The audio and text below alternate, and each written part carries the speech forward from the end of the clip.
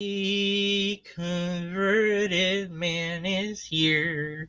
Everything is awesome now, dear. I'm making this song up here.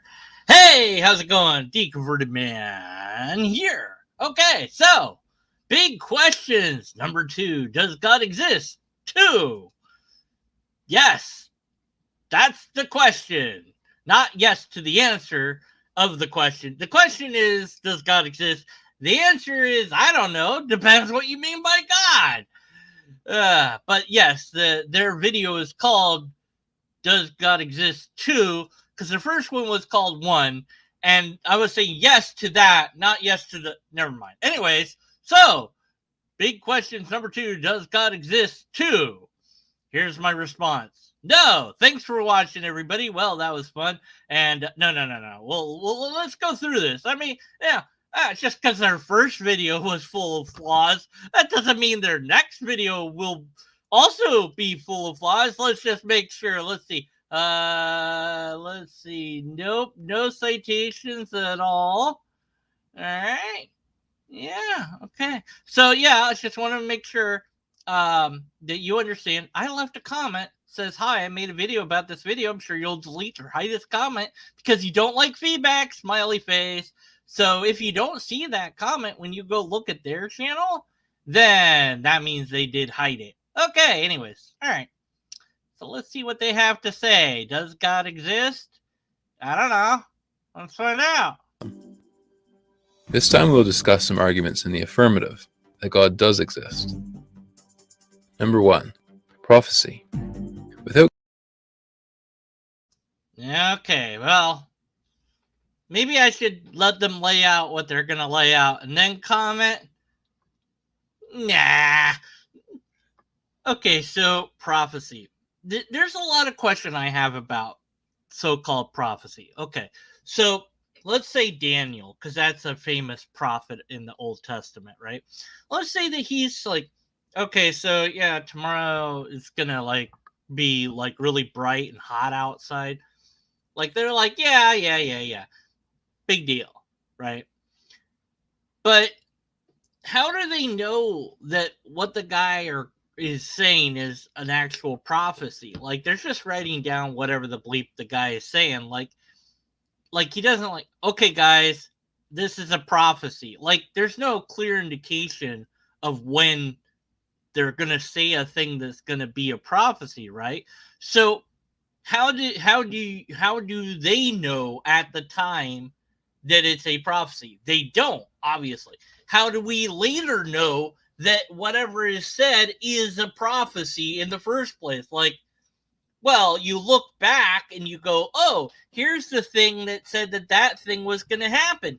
But you could, I mean, if you write a long enough story, then you can find something later on. Let's say you have a long story, right? And you're saying, okay, here's this long story. Let's say Gone with the Wind, right? Pretty long story, right? And you go, okay, uh, so hey, this thing happened today.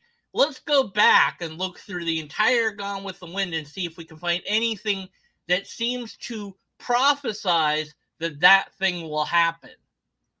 And then you could find it, because that's how that pattern seeking works. If you have a large enough of literature to look through, you can find something that you can bend to say it's a prophecy, even though at the time it wasn't considered a prophecy. So it would be one thing if the people that were making these prophecies were like, hey, look, I'm about to say a prophecy. It's going to come true in X time, in X way, and they were really specific about it. That would be a very different sort of thing. But that's not what's going on with these so-called prophecies. What is going on is somebody saying a bunch of different things. They're all recorded, and then later on they say, oh, event that's happening now, that was prophesied way back when, by X, Y, and Z. And it's like, was it though? So how do you decide what's a actual prophecy? The other problem, of course, is if you know what was written, and you are writing down a story today, and you want to make it seem like the prophecy came true, and nobody else or very few people could actually understand what you're writing down, couldn't you just write down that the prophecy was fulfilled? Couldn't you just make up a story and say that, yes, this happened in this way? What's to stop you from doing that? If, like, there's very few people that can read or write, and you're one of the few literate people around, how are they going to know? They wouldn't know. So, how do we know that the people later on aren't just making up the story to fit? How do we know that they aren't going in later and editing earlier stories to fit the later stories? How do we know any of that? Anyways, but let's see. Okay, so that's Without getting into too much detail or specifics, there are a number of prophecies in the Bible that predict future events long before they actually occur. This is indicative of a supernatural author, since it would be impossible for any human. One of the major prophecies is that God would scatter Israel, the Jewish people, throughout the world for a long period of time, and then it's not really impressive as far as prophecies go. You'll be scattered as a people. That's very vague, first of all. And secondly, it seems like that would happen to just about any group of people. Like, really, it's very, there's not that many people that aren't scattered across the world. So maybe you could say Native Americans. Like, you could say the Cherokee tribe or something like that. You could say the Cherokee tribe is going to stay in America for a long, long time, but then they're going to be scattered throughout the world. And you go, well, but it doesn't seem like that many Cherokee are all over the world. It seems like they've stuck largely to staying in America. And you go, oh, but all you have to do is find one Cherokee that's in Japan or something and go, yeah, no, see, they scattered to the world. They're in the process of scattering to the world. It's not yet happened, but we see one guy already moved, so it's in the process, right? So you could easily make the prophecy seem to come true because of the vagueness. I'm not really impressed by this. And again, if the people themselves wrote this, so the Jewish people wrote that they would be scattered throughout the world. Of course, what they mean by a world might not be what we mean by a world. Maybe they meant the lands that they knew at the time, and they recognized that they were already scattered. So maybe they were just saying, we're going to be scattered even more than this. So they already knew that it had happened. So it's not a prophecy then. It's just a statement about what's already happening. But maybe they're saying, well, it's going to continue to happen. Okay. And then they're going to be gathered. Oh, are they? Because not all Jewish people have been gathered back to the same place. So that doesn't seem like the prophecy has been fulfilled yet. Are we waiting for that to happen then? bring them back together as a nation again. This happened from 70 AD, when the Romans destroyed Jerusalem and scattered the Jews, to 1945 AD, when the Jewish people became a nation again in the land of Israel. The chances of that coming true are so extremely small that it provides strong evidence for God's hand at work. No, it doesn't. That's ridiculous. Okay, so they were scattered and then they became a nation again. But that doesn't, they're still scattered. There's Jewish people living all over the place. So it seems like you're trying to wedge in historical events to say, oh, look, the prophecy has been fulfilled. It doesn't actually seem like the prophecy is fulfilled, because you're going to say all the Jewish people were scattered, then they were gathered together again. If that's a prophecy, I wish you would tell us what part of the Bible you're getting that from. That would be nice. I don't know. But at any rate, they're still scattered. So then, because it's like they won't have a nation for a long time, and then they'll have a nation again. Well, big deal. They could make that happen. Like, it could be a self-fulfilled prophecy. If they believed that they were going to be scattered, maybe they worked to become scattered. And if they believed they were going to come together again, maybe they worked to come together again. This is really weak. Also, could you just tell us where in the Bible you say that this happened? Nowhere else in the history of humanity has anything like that ever happened before. That's not true. There's lots of places where things like that have happened. What are you talking about? Other people have kept their identity intact, scattered all over the world like the Jews did.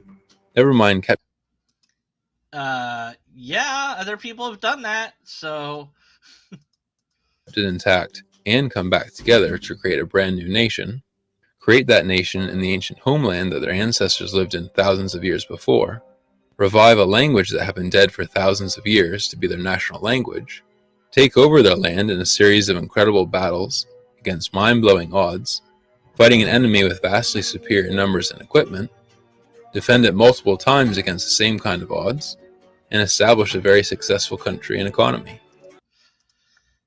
You know, the Dome on the Rock, I would say, is kind of the thorn in their foot there, though. The fact that the Muslims still control the Dome of the Rock, I don't think that they've really succeeded in controlling the entire land. That's still the case. Because the Muslims have on top of the Jewish place, because apparently there's a special magical location that's holy to both Jewish people and the Muslims, and the Muslims right now have control over that particular location. So the Jewish people do not have as much control over in their land enough to where they could just say, that spot's ours, now give it back, and then do whatever they want with it. So I don't think that the prophecy's been fulfilled yet. Until they actually do that, of course, if they did do that, there'd be major war, but, you know, whatever it takes to fulfill prophecy, I'm for it. Wait, no, I'm not. No, that'd be a bad idea. Let's not do that. Anyways, so yeah, no, I'm not impressed. This isn't no. Number 2, Jesus' resurrection. No historians dispute that Jesus was a historical figure. That's not true. There are historians that dispute this. There are historians. Why do they just say things that aren't true? Yes, there are people that are also historians that do in fact dispute that Jesus was a real person, and there is a difference between saying somebody was a real person and saying that person actually did the stuff that is attributed to them in the Bible, and not all historians are going to say that. Only Christians, Catholics, maybe a handful of others are going to say, oh yeah, Jesus was a real person and did all the things the Bible said that he does. Because unless you're a Christian or a Catholic, you're probably not a person that believes that Jesus did those things. Like, yeah, sure, Jesus was a real person, but he didn't do any of those things. So the historical person that's an actual guy named Jesus is a separate individual figure from the mythological Jesus in the Bible. But you guys are just conflating the two together and pretending like they're the same person that historians are talking about. Of course, I love the fact that you say historians and you're not going to give us a single name. And you're going to say all historians. Really? No, that's not true, because all you need is one historian. And what does it take to be a historian? Like, do you need a degree to be considered a historian? Couldn't I technically be a historian? So if that's the case, then I'm saying no, and then I'm your counterexample to being a historian that says that Jesus actually existed. No, he didn't. There you go. There's one historian that said no. Jeez. And that he was executed by Pontius Pilate around the time referenced in the Bible. Actually, there is a extraordinarily difficulty that you need to resolve that I don't think any theist has yet resolved. Make a coherent Jesus timeline. I'd love to see you do it. You guys aren't going to do it. You're probably not even going to allow my comment to exist on your channel. So, of course, you're not going to do this. But I would challenge you, whoever you are out there, if you are a believer in Christ and you have the time and energy to do so, to take what was known about Pontius Pilate through history and where this guy was, because he actually existed. We know that. And try to then put Jesus in a location where Pilate would have been there to execute this order, right? And then work backwards from that spot to figure out the timeline of Jesus, because he's supposed to have been killed when he was 33. And if you go backwards from then, you should be able to figure out his birthday and everything, right? Well, I'm not going to spoil the surprise of what will happen if you try to construct a coherent Jesus timeline, because then if you start introducing the Gospels back into that, and then you try to lay on top of the timeline you've constructed what the Gospels said that Jesus did, you're going to soon find problems. But I want you to find those problems for yourself. So that's your homework for the day. Anyways, the resurrection of Jesus. Yeah.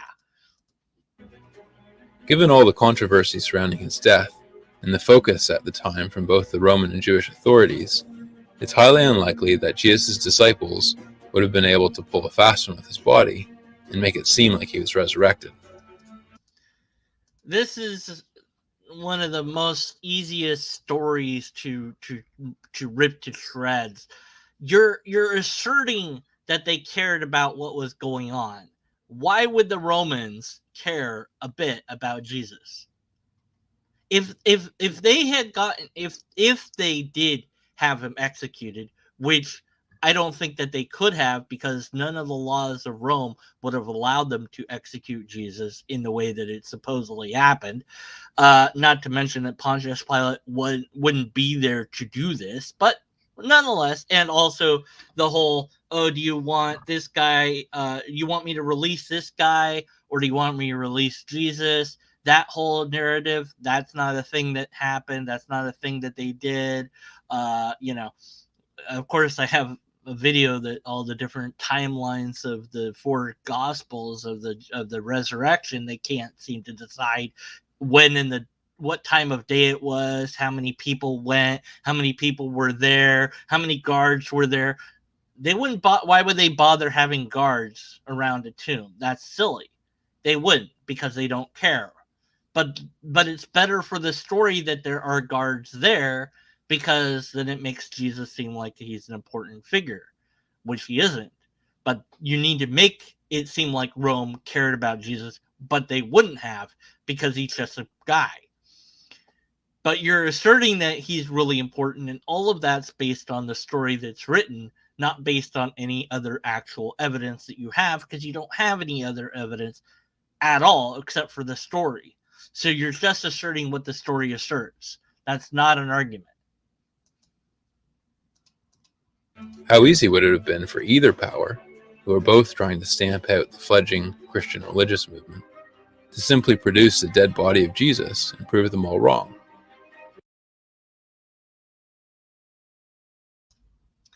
But that's assuming that they cared enough to do so. If why would they, if the Christians are running around claiming that Jesus came back to life, and these two powers knew that they were doing that, and that was causing them trouble, or maybe it wasn't causing them trouble. There's another assertion there. But let's say it was causing them trouble, and they produced the body. Do you think that would have really stopped the followers? No, because that's not how human behavior works. Even upon seeing a dead body of Jesus, that doesn't necessarily stop them from doing what they're doing. In fact, they might be like, oh no, that's not really Jesus's body, that's somebody else's body.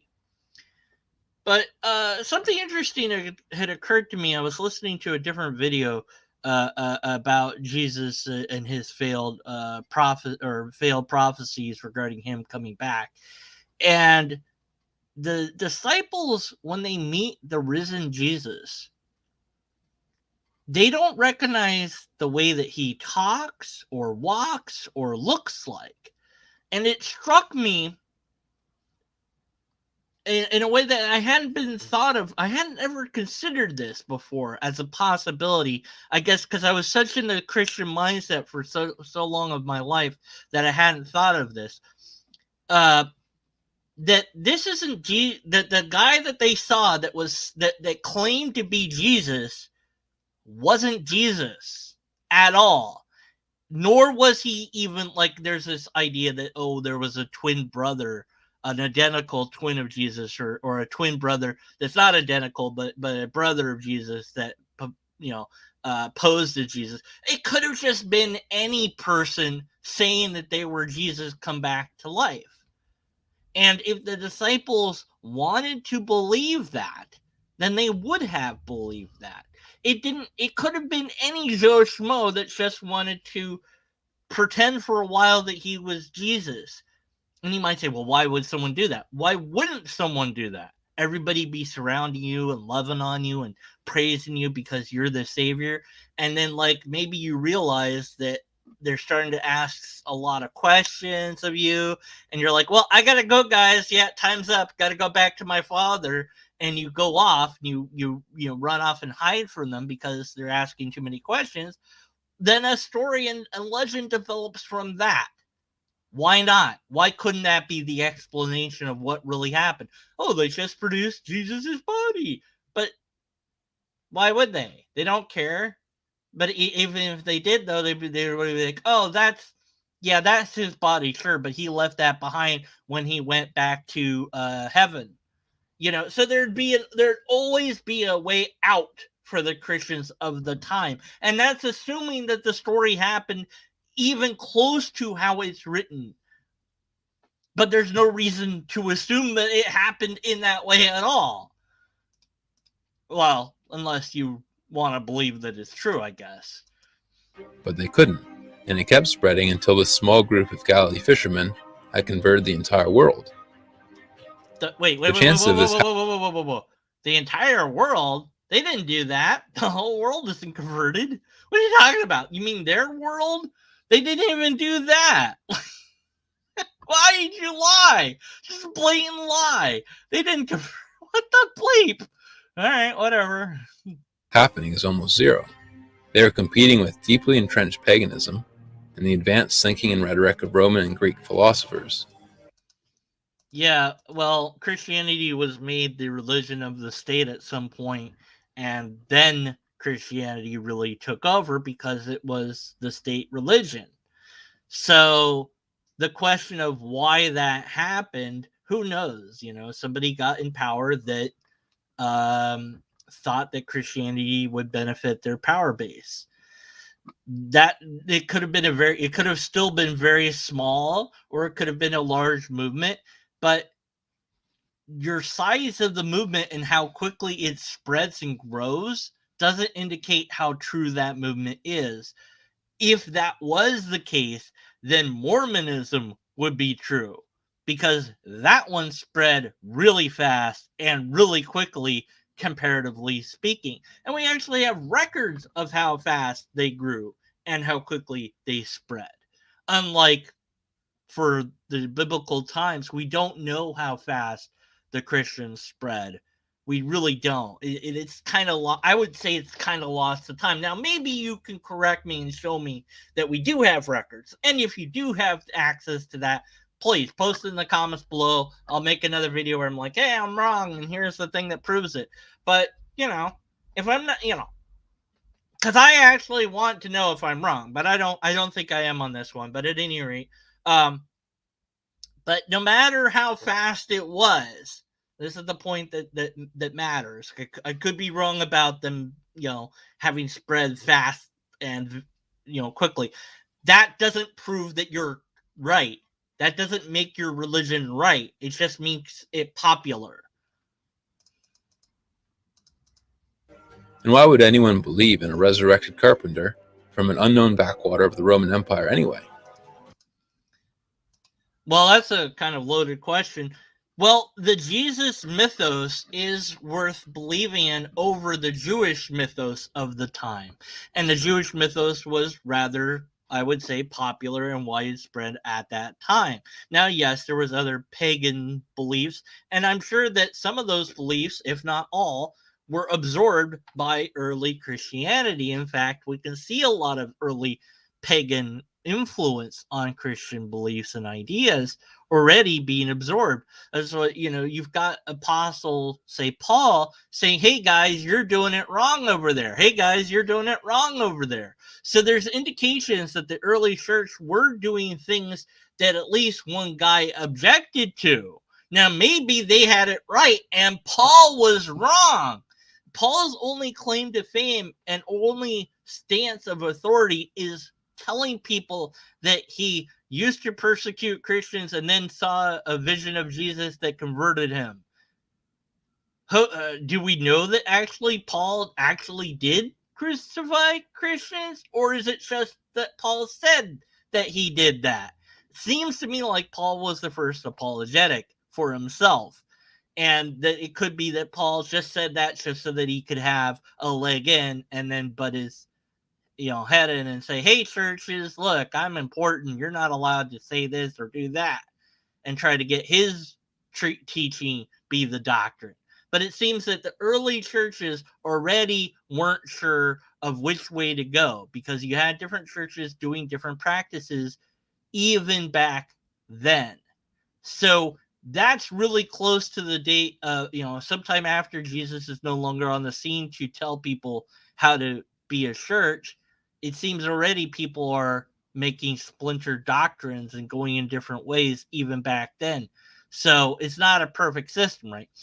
But if you're a pagan, you are one of many other beliefs that also exist. And there's plenty of reasons to join in the more popular movements of the time, especially if they're adopting beliefs that are similar enough to yours, where it's like, oh, yeah, they basically believe the same thing I do. So, and then for the Jewish person, I think there's an appeal there.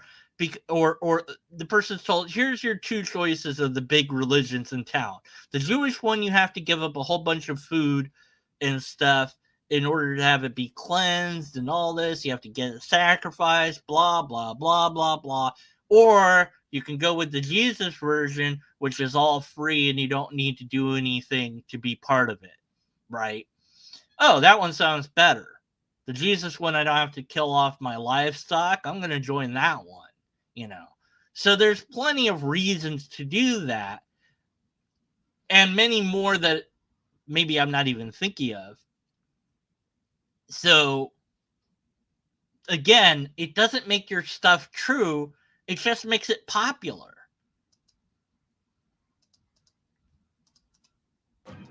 They had no support from any major power or money, until much later when it became the official religion, of course.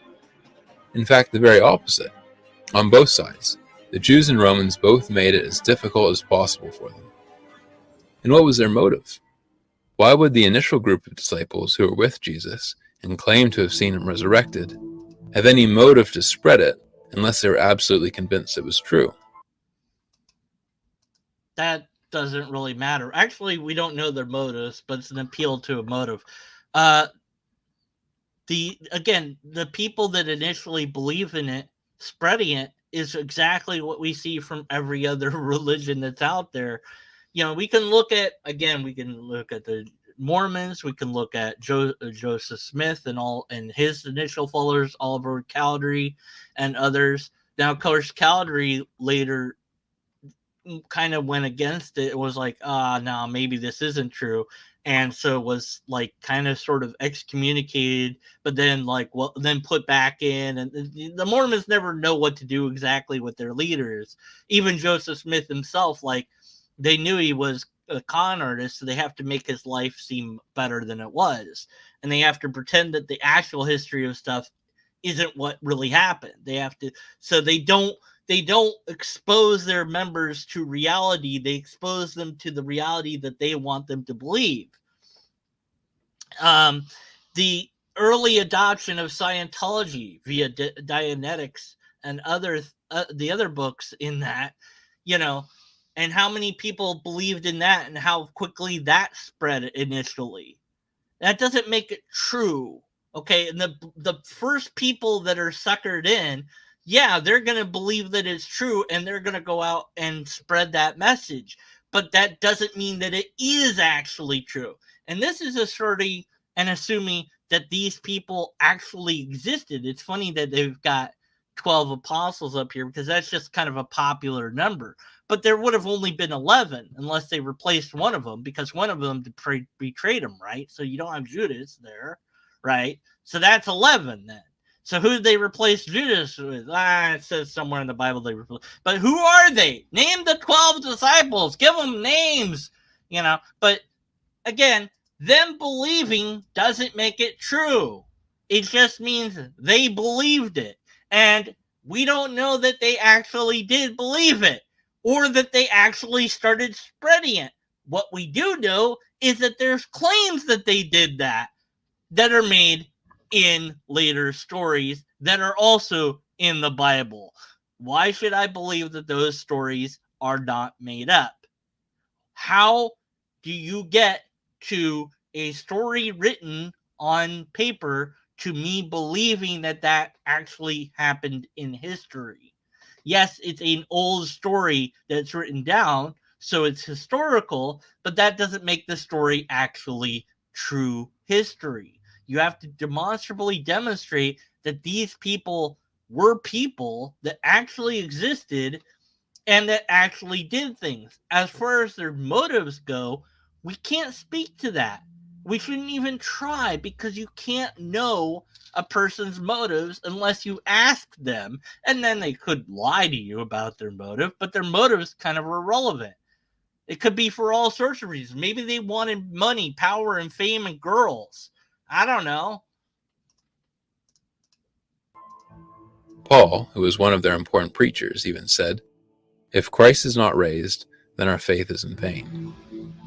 So if they knew they hadn't really seen him, and were just making it up, then they would have known their whole religion was a lie. And Paul was later on to the table. But yeah, Paul saying that, maybe Paul did know that it was a lie, and he was saying that to make the lie something that couldn't be escaped. Just an idea. It's a great paradox. If you don't believe it's true, then it's false. Therefore, it must be true. See? I'm going to say that if our religion is made up, then our religion is made up. Well, duh. Yeah, we know. But why would Paul say that? Maybe before Paul, they didn't actually believe that Jesus rose. Maybe there was other ideas that they had. So Paul's like, no. Look, guys, if Jesus didn't rise from the dead, then faith is in vain. And that shut those people up, or enough of them up, so that Paul could legitimize himself in the early church's eyes and be considered an apostle, even though he was late to the game. Just some ideas I'm tossing out there. And they were persecuted, tortured, jailed, their possessions taken, their land and houses stolen, their families ripped from their homes and left in the streets without food, shelter, or clothing. If they had... all that's pretty much pure speculation. No, that didn't happen. And Pelagia, of course, covered this of the did the disciples get persecuted for their beliefs? And the answer, I think, is no. They weren't ever given that opportunity to actually be persecuted for their beliefs. They were killed, if they were killed at all, for other reasons. But at no point was it ever like, you're going to die unless you recount or anything like that. So this statement of early persecution just holds no water. There's nothing to it. It's just another empty assertion that's being made. And it's being made because it's traditional to assert that the disciples were persecuted. But even if they were actually persecuted, and I don't think that there's any reason to believe that they were persecuted because there's no evidence for that, that doesn't make your religion true. It just makes it unpopular. So, yes, the early Church of Mormonism, Joseph Smith was extraordinarily persecuted. He was put in jail and then killed. As he tried to escape from the second window of the jail, on his way down, he was shot. So I call that being persecuted. They'd really just stolen Jesus' body from the tomb. Why suffer all this without any hope of gain? The Romans even had a law where if someone was being tried for being Christian, but stated publicly that they were not Christian, then they couldn't be tortured, or jailed, or had their possessions confiscated or anything. Citation required.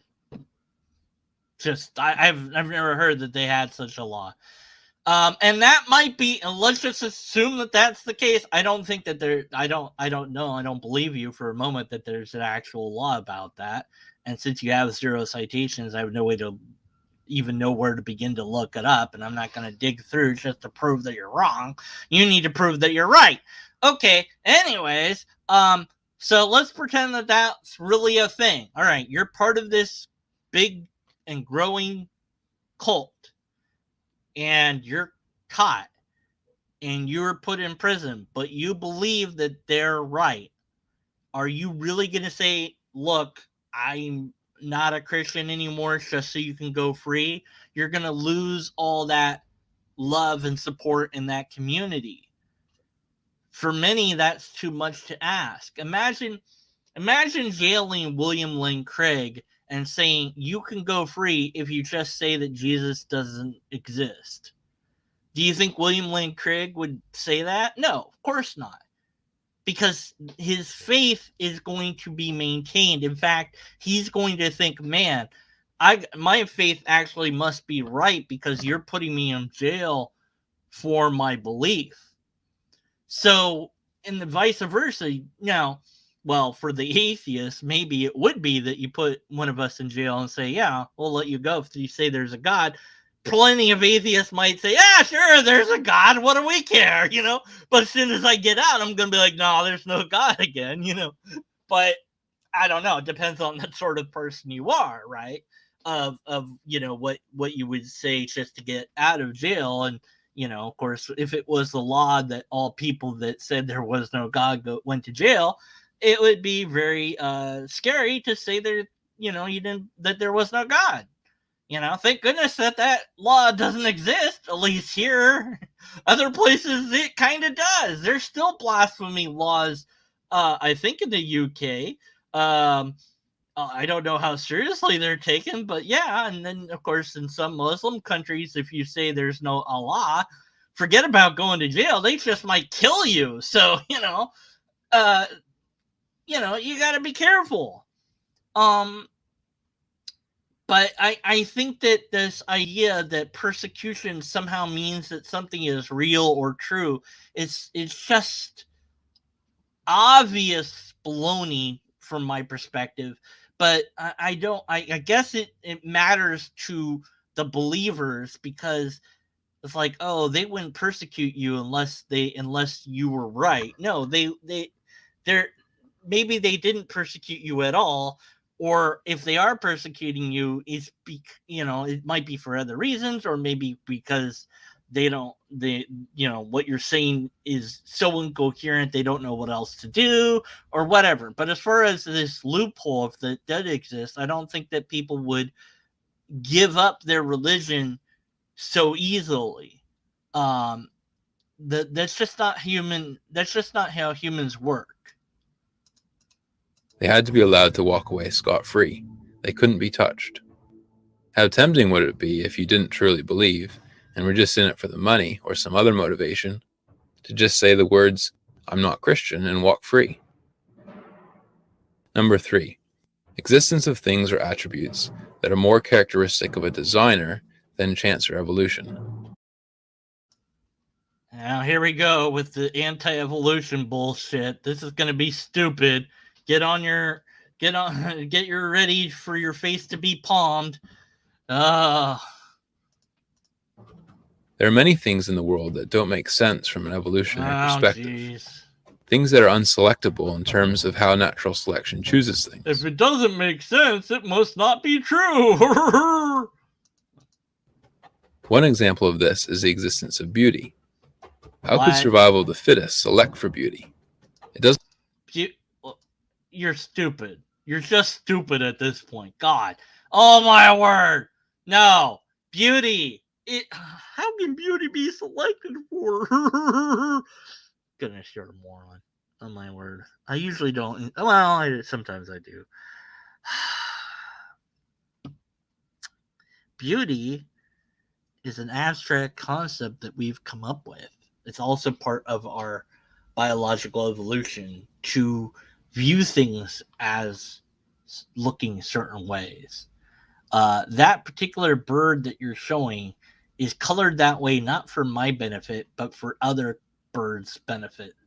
Like the other birds that it's competing with have, evolved different traits over time to show off to their mates. And the ones that were more colorful had better chances of mating than the ones that were less colorful. So over time, more and more colors developed because of that. And we happen to find it beautiful. But then put up a cockroach next to the bird there. Now some people might find a cockroach to be beautiful. I don't. I view it to be ugly and disgusting, and I hate it. So I'm not going to put up a picture of a cockroach. But my point is, ugliness also exists. Does that make it not? Does ugliness prove not design? It's just so dumb. This is dumb. You're dumb. No. This is not a thing. Come on. Doesn't provide any practical benefit. Yes, it does. It's not going to make you more likely to outrun the predator. No, but that's not what evolution's about, per se. The beauty makes it more likely that you'll get a mate. You idiots. And why are we so drawn to beauty? Stop. Because it's beauty. Because that. To admire the sunset isn't going to help us catch our dinner. But it's not about that. It's pattern seeking. And being able to admire nature also allows us to admire other people and traits as well. So yeah, being able to admire the aesthetic is part of evolution, you moronic idiots. My word, this isn't proof. This is proof that you just don't like evolution and you just don't understand it. This isn't proof of God. This is just proof that you guys are moronic when it comes to science. I don't know how it works. I don't understand it. Therefore, it must be wrong.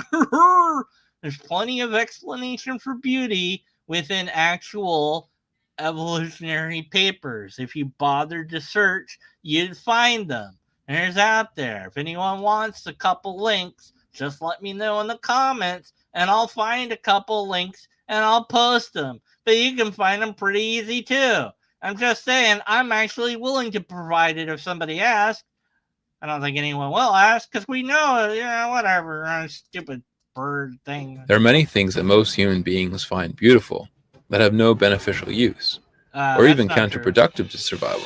What? But evolution isn't all about whatever. For example, there wouldn't be many people that don't find the snowy, frozen mountain range beautiful. I don't find it and beautiful. Yet it's an environment. I mean, not really. I just don't. So what's your point? It's fine. I mean, I don't like the cold, so I don't, it's pretty, but I mean, I don't know if I'd call it beautiful. But it's cold there, so I wouldn't go there. You're an idiot. That is extremely inhospitable to life. Whatever. The same could be said for raging rivers or powerful storms or beautiful but dangerous animals. How would evolution select for people who are drawn to things that were not only unhelpful, but likely detrimental to survival? Because that's not how evolution works. You think that evolution is just this one thing about adapting to survive, but that's kind of like the most shallow view of evolution there is to have. Now, I used to have that view too because I didn't really understand a lot about evolution until I started learning about it. Actually learning, listening to people that understand it talk, that might be something, say Aaron Ra. Maybe you don't like that guy, probably not, but a lot of his videos let me understand that evolution is more than just survival. It's adaptation to the environment. That doesn't always equal survival, but there's more to evolution than just adapting to the environment. There's also out competing your competition in regards to getting mates and having certain traits selected for because of that. There's so much more to evolution than this minute view that you guys have here. And it's so sad that you guys are anti-evolution as part of your doctrine, because by doing so, you make your God impossible to exist. If there's a God, it used biological evolution. You're saying we should question biological evolution because you think that ties into your God's existence. But then your God cannot exist because basically you're saying biological evolution cannot be true in order for God to exist. So biological evolution is true, therefore your God doesn't exist. So anyways, I'm just gonna skip past 3 here. I want to skip past it. I don't know. I'm not gonna. And there's so much beauty in the world around us. There's also Where a lot did of it all come from? ugliness. It didn't come from anywhere. It's just there. Oh my word. Is it the mark of a designer that loves beauty as much as we do? No. And are we drawn to it because it creates a sense of awe and wonder in us? No. That is a spontaneous reaction to the work of our Creator? No. Number 4, the origin of life. Oh no. Putting aside any discussion about evolution for now, oh jeez. How did life start in the first place? Abiogenesis? I don't know. It's complicated. I mean, it started with chemicals, and at some point, those chemicals got so complicated that you would call it life, but that line is hard to figure out, like when, like, I don't know, like RNA, DNA, and all that, like, is that alive? Or, like, I don't know, does it need to do other stuff to be alive? Like, when do you call it alive? I don't know. It's not something I know the answer to. Don't know why you're showing the universe, though, because that's a different matter altogether. So basically, it's another we don't understand it, therefore God argument. Okay, so you don't know where life came from, therefore God did it. Yeah? Okay. And where did organisms that could compete for survival with each other come from? We don't know. There's 3 parts to this one. Part A, origin of the universe. Yeah, yes. Most of the observations made in cosmology and physics point to the universe having a beginning. Kind of. This is known as a singularity and poses a problem for atheistic scientists. No, it doesn't. How can you get something from nothing? Nobody asserts that it came from nothing. The universe is all we know, and everything in the universe had a beginning. Then what was there before it began? We don't know. And we don't know that everything has a beginning either. We only know about the things that we know about having a beginning. We don't know about everything. So we don't know is the answer. I don't know. That's the answer. Don't know. And what got it started? Don't know. Don't know. Point B, the fine-tuning of the universe to allow for life. Which isn't a thing. That's backwards. Life fine-tunes itself for the universe, not the other way around. The universe has been fine-tuned from the beginning for life. No, it hasn't. That's a lie. The early universe could not have supported life at all. So there you go. It's already a lie. All right. And there wasn't even an Earth for us to live on until several billion years after the universe was a thing. So, that's kind of a problem. It's just dumb. Smallest variation in any of the many variables. No. You're getting fine-tuning wrong. Whatever. And all the complex laws and systems of the universe would result in the impossibility of life. Yeah, but there's lots of different. It's just so wrong. I mean, there's so much wrong with this. Do I really have to go into how wrong it is? Yes, I do. Okay, so yes, if the sun was closer, no, it wouldn't. We'd still have life. It'd just be slightly different life. If it was farther away, you could still have life. It would just be different life. Same thing with the moon.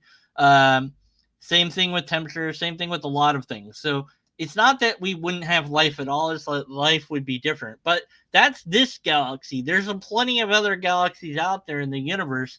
And so where life can develop, it might develop, and maybe it will develop. Uh, and so eventually, if you have enough, galaxies out there and life is at all possible, the right conditions are there, then life's going to happen. But if life doesn't happen, then life isn't there to go like, hey, why am I alive? To me, this is asking why I'm a human rather than a cat. So no, why am I a human rather than a lobster? I've been doing cats lately. I don't know why. But yeah, so why am I not a lobster? Well, because you were born a human. But why? Why was I born a human rather than some other thing? Why am I existing rather than not existing? There's really not an answer to that in that way. There's like a there that question itself is incoherent. So life is something that adapted to the environment that it found itself in. The universe wasn't made for us. We were made for the universe. It's just backwards to think this way. So the probability of getting it right by chance is next to zero, and strongly points to an intelligent being designing it precisely for this purpose. Point C. The origin of the first living cell. The extraordinary amount of information in even the simplest life form is mind-boggling. Yeah, and that's not the first cell that would have been a cell, you morons. God, you guys are just... Let's get everything wrong about abiogenesis. Derpy, derpy, derp. Yeah, that's not the first one. So your drawing is... you know what? What is the first cell like? Let's see. All right, so let's just see if I can find anything. I did. It was like it was like the first thing that Google popped up when I searched for it. So this is ridiculous. All right, so this is bio liberal text, whatever. I don't know. I'm gonna believe that it's true. Why not? So first cells, how do you make complete cells? You start with simple ones. The first cells were likely primitive, whatever, I can't even pronounce that word. My God, what is that word? I don't know. Fuck that, whatever that is, like cells, even more simplistic than these E. coli bacteria. The first cells were probably no more than organic compounds, like simple RNA surrounded by a membrane, right? So there you go. So yeah. So like, look, they were simpler than what even you think they were, and they're probably even simpler than this. Simpler, is that even a word? I don't know. More simplistic. So hypothetical first cell. So, yeah. So maybe that was it. It would have been this and that, and there you go. And you go, well, how did the RNA and what came first, and how do you make this wall, and what's this liquid, and how did that all come to pass? I don't know, man. Ask a scientist. Don't ask me. I don't know the answer. All right. Anyways, but my point is, it was really easy to find a answer to your stupid question. So I don't know. It's just an idea, but rather than ask the internet what the answer to this question is, you could have asked the internet what the answer to the question was. Okay, let me rephrase that. Instead of asking your YouTube audience what the answer was, you could have looked for the answer on... You understand what I mean. The simplest cell is in fact a complex information storage, transmission, and processing system run by digital code that is expressed in an independent symbol convention. It's made up of a whole bunch of tiny machines and components that the cell would be unable to function without, and who are in turn protected by the cell's membrane and would not survive on their own. This is where the line... Yeah, but that's not the first cell. It got to that after a lot of stuff happened. So you guys just don't know what the hell you're talking about.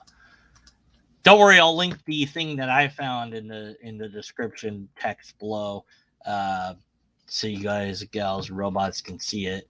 I'll put it in chat for just this moment. But yeah, this isn't how things work, people. So I don't know. And JP Person, let's see what it says. 9.2 billion years after the beginning of the universe, Earth popped into existence without the usage of the periodic table of elements. It requires stars to be produced. Yeah, sure. Yeah. And then 3 billion years separate the first self-replicating organism and multicellular organism. Right, exactly. Well, yeah, this is, yeah.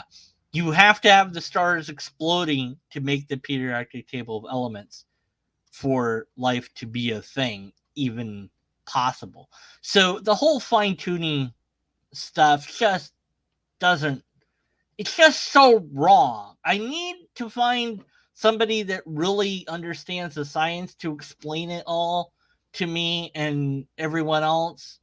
I'm sure they're out there, and I don't know if I can get them on this channel though. So you'll have to just this whatever. I mean, whatever. It's just no.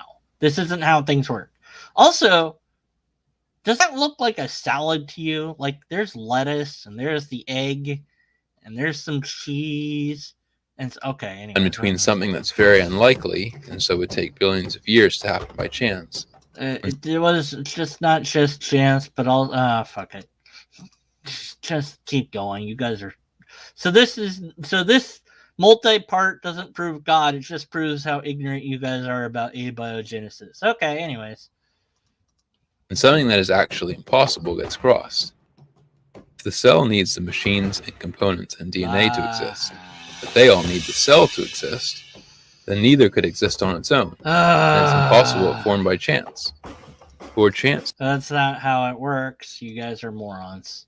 I just want to skip this part. To create something, you need random jostling and mixing for billions of years. In the hope that at some point you get a lucky combination.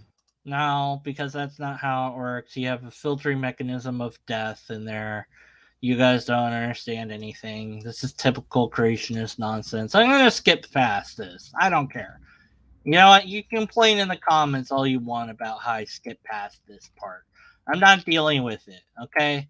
I'm just not. Wait, was that it? No, that can't be it. That can't be all of it.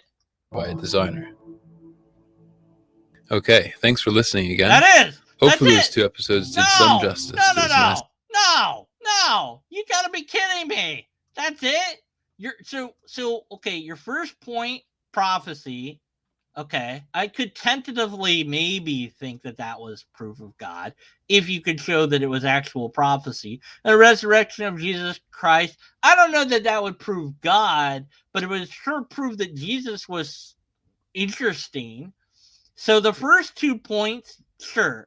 The last 2 points, no. So, wow, just pathetic. That's just bad. The last 2 points that you guys think prove God are just you guys not understanding biological evolution and abiogenesis. Stick with the Bible, guys. At least you guys can maybe get something there that sort of proves your point, but only if one agrees that the Bible is worth considering in the first place, which I don't. But that's okay. They're not going to put my comment on their channel. And I showed, at the beginning of this video, I did leave a comment. It seems that their comments are being hidden. So they only want comments that agree with them to show up, I guess. But that shouldn't surprise us because, they're just doing their thing for themselves and for their viewers. They don't really want to be engaged in dialogue. They certainly don't want to debate. They don't want actual science to come in and mess with their beliefs. They want to be ignorant of how the world really works. and this is sad, but all you can do is understand science as best you can and learn logic, because learning logic will enable you to spot the fallacious nature of this argument and reject it at face value and save a lot of time and energy. Okay, RNA DNA contains 5 different atoms: carbon, hydrogen, oxygen, nitrogen, and whatever, that form molecules. I can't words. Hydrogen is from the Big Bang. Rest requires dying low mass stars exploding massive stars. Right? Yeah. So a lot of things had to happen for life to be even life. And I understand to some extent the wonder of that, but I think that it's backwards to go that the universe was designed with life in mind. No, life came about because it could, and so whatever was there that could do anything at all did it to fit the universe that it found itself in. And I don't think that requires an intentionality from the universe at all. And if there was any intent at all to it, just go back to the video where I was like, what were we designed for? And I just couldn't come. There's no answer to that. That you can't really honestly say by just looking at people that we're designed to do X thing. There isn't anything obvious to it. But the bad logic here in this video is essentially appeals to ignorance. That's the main thing, is appeal to ignorance / appeal to personal incredulity. I don't understand how this works. I don't know how this works. This question doesn't seem to be answered. Therefore, I'm gonna fill it in with this blank. Oh, I don't understand evolution. I don't understand abiogenesis. Therefore, God. I think that there's prophecy in the Bible. Therefore, God. I think that Jesus came back to life. Therefore, God. These are not good arguments. Are there good arguments for God? I don't know. Haven't found one yet, but maybe I'll find one eventually. If you think that you found one, let me know in the comments below. Give me a link, etc., and I'll check it out. Yeah, look at the beauty after a tropical storm destroys everything. Well, I mean, yeah, sure, it's really beautiful mess, but yeah. But ugliness, appeal to ugliness. I'd like to see a theist make that argument. Appeal to ugliness, prove God. Go, make that argument. It'd be a more interesting argument. At least it'd be something different. Anyways, okay, so that's it for this video. And for this series, I'm sure that they'll have more. I think I'm done with these idiots. I don't think they're gonna have anything. Well, maybe they will. I don't know. You know what? Who knows? Who knows what I'll do next? Until next time, make sure to remember to not leave your comments in the comment section. I see like 3 of you. I saw Nerdy wrote it. Coronavirus is right. What are you talking about? Wait, that was a bad comment to like. There's a better one. I'm poor, so I can't pagan. Right, exactly. There's a better to comment. And then, so there was 3 of you, and none of you are gonna leave comments in the comment section. So whatever. See if I care. Ah! Lobsters.